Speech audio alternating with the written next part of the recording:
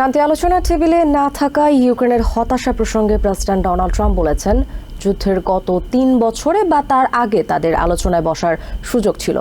তিনি প্রেসিডেন্ট থাকলে কখনোই ইউক্রেন রাশিয়া যুদ্ধ হতো না বলে দাবি করেন। ট্রাম্প বলেন, সামান্য জমির বিনিময়ে প্রাণহানি না ঘটিয়ে এবং কোনো শহর না হারিয়ে এই যুদ্ধ যে কোনো অযোগ্য লোকও থামাতে পারতেন।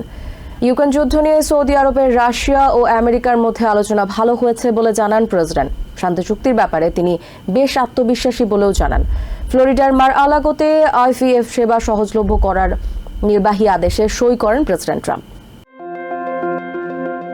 দেশে দম্পতিদের জন্য কৃত্রিম প্রজনন বা আইভিএফ সেবা সম্প্রসারণ এবং এর খরচ নাগালের মধ্যে রাখা সংক্রান্ত একটি নির্বাহী আদেশে সই করেছেন প্রেসিডেন্ট ডোনাল্ড ট্রাম্প। মঙ্গলবার ফ্লোরিডার পাম বিচের মার-আ-লাগোয় এই আদেশে সই করেন প্রেসিডেন্ট। সইয়ের আনুষ্ঠানিকতার পর সাংবাদিকদের সামনে এই বিষয়ে বিস্তারিত জানান হোয়াইট হাউসের staff secretary William Scharf. A short while ago, President Trump signed three items.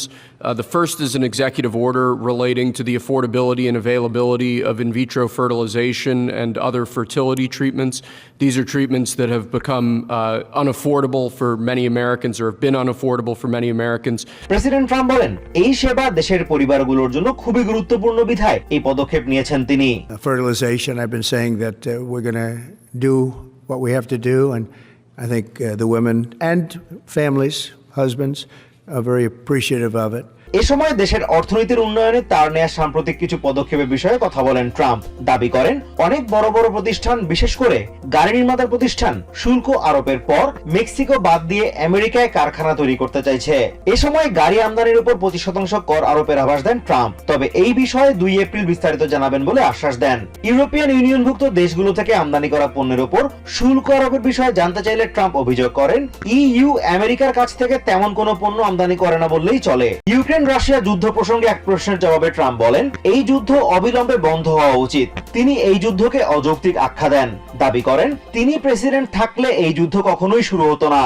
সাবেক প্রেসিডেন্ট জো বাইডেনকে অযোগ্য আখ্যা দিয়ে ইউক্রেন রাশিয়া যুদ্ধের দায় তার কাঁধে চাপান ট্রাম্প।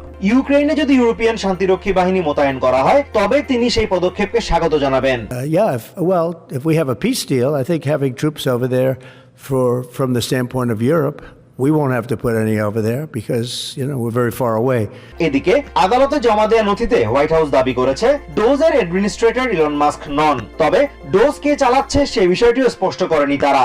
এ সম্পর্কে জানতে চাইলে ট্রাম্প বলেন, ইলন মাস্ক একজন দেশপ্রেমিক, তাকে কর্মচারী বা উপদেষ্টা যে কোনো নামেই ডাকা যায়। Azimur Rashid Kanak, TVN 24 news desk.